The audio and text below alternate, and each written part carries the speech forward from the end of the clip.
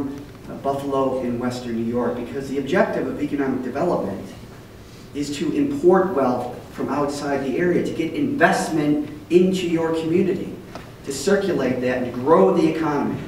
So from Buffalo, it's an old industrial city, you have rising up a dynamic new economy based on life sciences, based on healthcare, based on financial services. So you have to reinvest into your communities. We have to learn to reinvest better in our nation as well. I have a bill, and I must tell you, I'm just going to be very honest with you.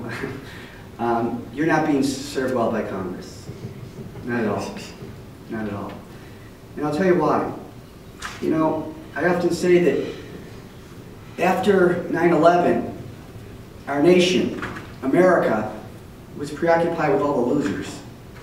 Bin Laden, Al-Qaeda, Saddam Hussein. Where we should have been preoccupied with the winners economically, China and India. I'm sick and tired of members of Congress whining about China. You know, currency manipulation, they don't treat their people well. They ruin their environment. Stand up and compete with them. And that's the history of our nation. That's the tradition of our nation. I have a bill that says we should spend $1.2 trillion rebuilding the roads and bridges, not of Afghanistan, not of Iraq, but of America.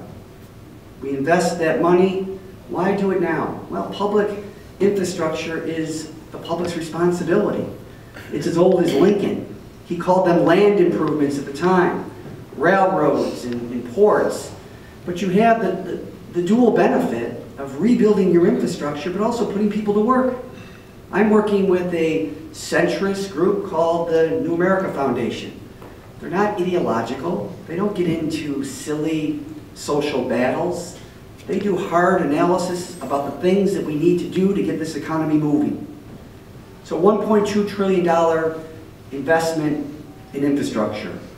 Roads, bridges, sewer systems, water systems.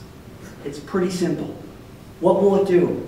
It will create 27 million jobs that can't be outsourced right here in our nation. Construction trade jobs, average salary $70,000 a year. It will reduce the unemployment rate from the current 8.3% to 6.4% in the first year, 5.3% in the second year. It will address the crumbling infrastructure of this nation. You have 69,000 structurally deficient bridges in America today. You have over 2,000 structurally deficient bridges in New York State today. You have 99 structurally deficient bridges right in my hometown of Buffalo in western New York. Every day, every second of every day, 7 cars drive on a bridge that is structurally deficient. Well, Congressman, we have a huge deficit and a debt. You're proposing spending money for